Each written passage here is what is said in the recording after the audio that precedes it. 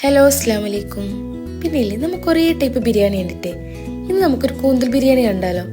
ആദ്യം ഒരു ചട്ടിയിലേക്ക് നമുക്ക് ഇഷ്ടമുള്ള വെജിറ്റബിൾ ഓയിൽ ആഡ് ചെയ്യാം. അതിലേക്ക് ചെറുതായി മുറിച്ച് വെച്ച 4 സവാള ചേർത്ത് കൊടുക്കാം.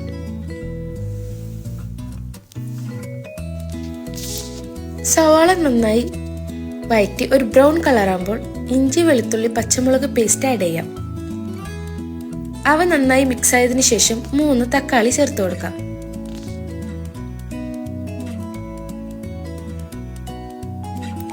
തക്കാളി നന്നായി കുക്കായതിന് വന്നതിന് ശേഷം മസാലപ്പൊടി ചേർത്ത് കൊടുക്കാം.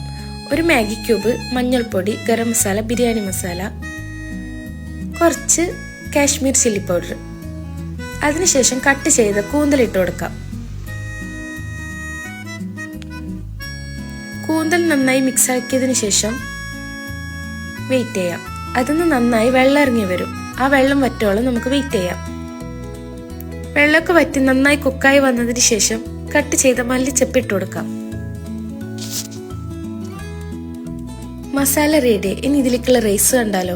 ആദ്യം ഒരു ചട്ടിയിലേക്ക് സ്പൈസസ് ഇട്ട് കൊടുക്കാം. ഒരു സവാള ഇട്ട് നന്നായി വഴറ്റിയെടുക്കാം. അതിലേക്ക് ക്യാരറ്റ് കട്ട് ചെയ്തത് ഇട്ട് കൊടുക്കാം. ഏത് ക്വാണ്ടിറ്റിയിലാണ് നിങ്ങൾ റൈസ് എടുക്കുന്നത് അതിന്റെ ഡബിൾ ക്വാണ്ടിറ്റി വെള്ളം ഒഴിച്ചു കൊടുക്കാം. വെള്ളം നന്നായി തിളച്ചതിന് ശേഷം അരി ചേർത്ത് കൊടുക്കാം. ഞാനിവിടെ ഫാമിലി ചീരയാണ് എടുത്തിട്ടുള്ളത്. നിങ്ങൾക്ക് ഇഷ്ടമുള്ള റൈസ് ആഡ് ചെയ്യാം. റൈസ് ഇട്ടതിന് ശേഷം നന്നായി തിളച്ചു വരുവോളം വെയിറ്റ് ചെയ്യാം. നമുക്ക് അടച്ചു വെച്ച് കുക്ക് ചെയ്തെടുക്കാം.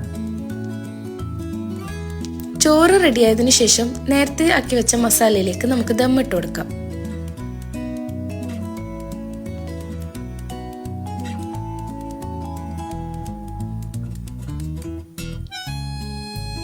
ചോറ് ദമ്മിട്ടതിന് ശേഷം ഒരു 10 മിനിറ്റ് ലോ ഫ്ലെയിമിൽ ദമ്മിടാം.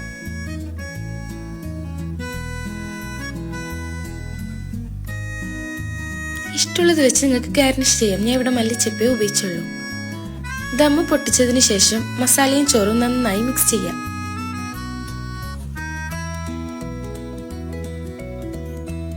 അടിപൊളിയായിട്ടുള്ള കൂന്തൽ ബിരിയാണി ഇവിടെ റെഡി. ട്രൈ ചെയ്ത് കമന്റ് പറയണേ. Thank you for watching.